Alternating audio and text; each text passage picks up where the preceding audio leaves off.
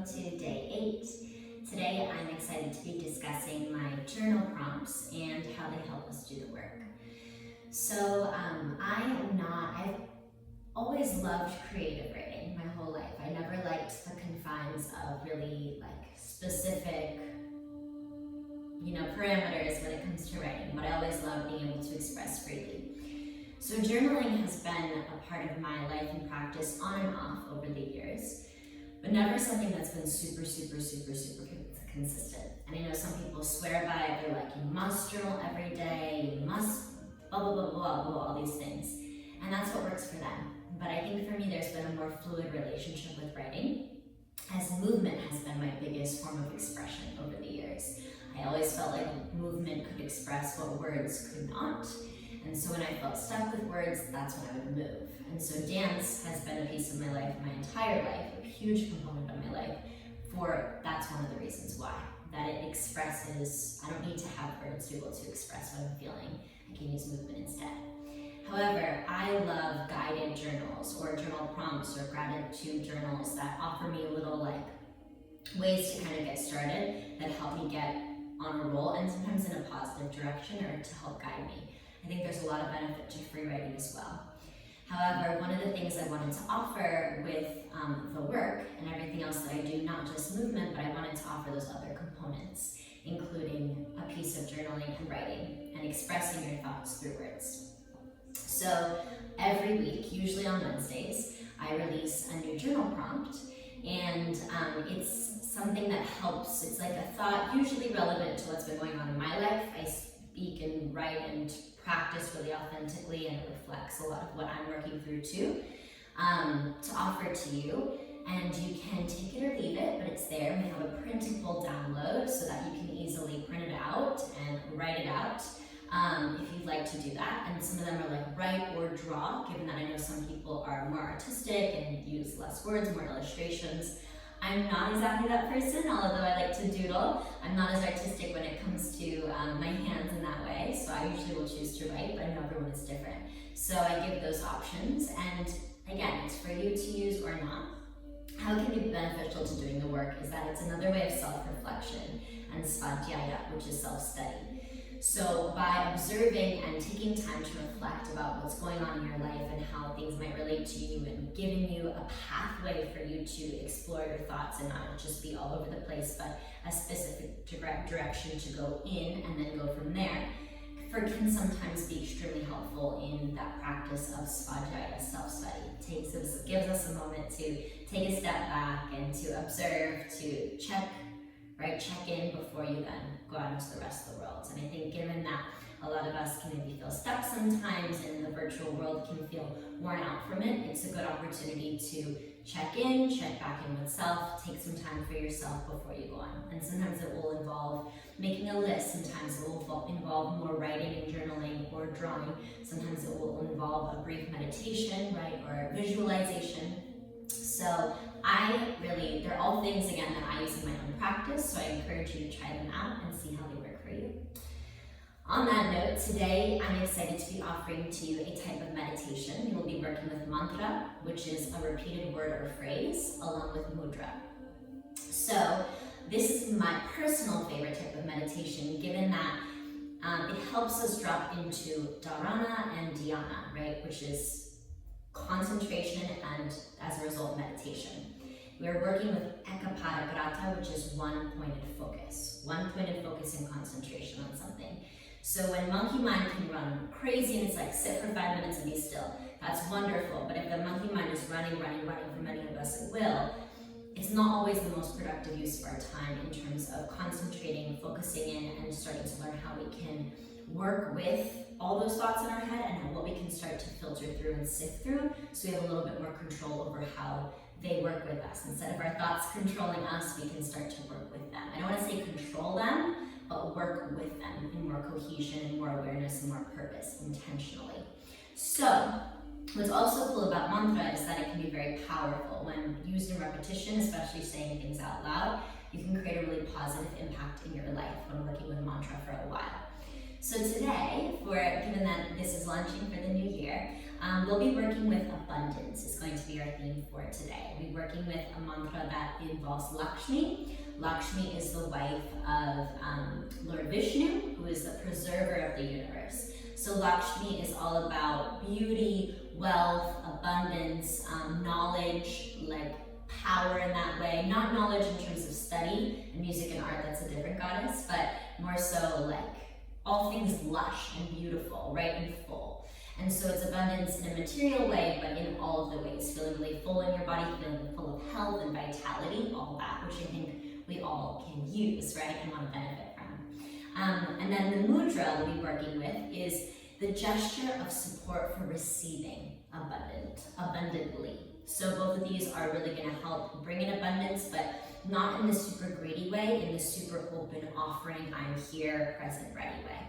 So I have many videos on my website in the work for members that do mantra breakdown and offer a mudra usually with them. And so what's great is that you can sift through, you can whatever you're kind of needing, if you're needing protection or courage or discipline or whatever it might be, breaking through old habits and ways, there are different mantras to work with whatever you're going through. So I will show you the mudra, and then I will also show you and break down the mantra with you. So the mudra is you bring your hands together like a prayer. Then you keep your hands sealed from your pinky finger, wrist, and all the other fingers except your thumbs. Now open your hands up like a little cup. And your middle fingers might round a little bit to achieve that, to maintain that everything kind of closed in together. Tips of fingers, index fingers still touching. And then your thumbs go out to the sides, they wing out to the sides like so. So this is Adara Mudra, right? Again, a gesture of support for receiving abundantly. Yeah, for receiving abundance. So you can rest your forms kind of at your belly and rest this in front of your belly, in front of your navel center right here. This is your mudra. You're welcome to use it or not. I love mudra, it can be super accessible, especially when working with injury or my new mamas, or if you're just, your energy level, right, is not there. Anything going on, a lot of mudra can be so powerful and helpful. It's asana for your hands. So the way asana works in your body, you need to get used to it and practice it over time. Same thing here. This isn't generally not a super complicated one, but you might find your hands get a little tired over time. You're always welcome to shake it out, come back in, but see if you can practice, if you're able to, right, holding it and see how that works out for you. So you're welcome to hold it while I break down with the mantra. The mantra is Om Shrim Maha Lakshmiye Swaha. And I'll break it down again. So Om is the sound of the universe, the vibration of the universe, and it's also the seed sound for the 6th chakra. Okay? Shrim, and almost all mantras start with Om, a lot of them do. Shrim is the seed sound, the bija, for Lakshmi, for the goddess Lakshmi. So it's like amplifying the benefits of the beauty and the wealth and all of that. Maha means great, so in this case it's the great Lakshmi, right? The great goddess Lakshmi. And then Lakshmiye is her name, and it's saying that the invocation is for or to her. And Swaha is the direction of it. So it's like to call in, it is, this is what it is, kind of stating that. All again directed towards Lakshmi. So it's Om Shrim Maha Lakshmiye Swaha. Okay, we'll say it together again. Om Shrim Maha Lakshmiye Swaha.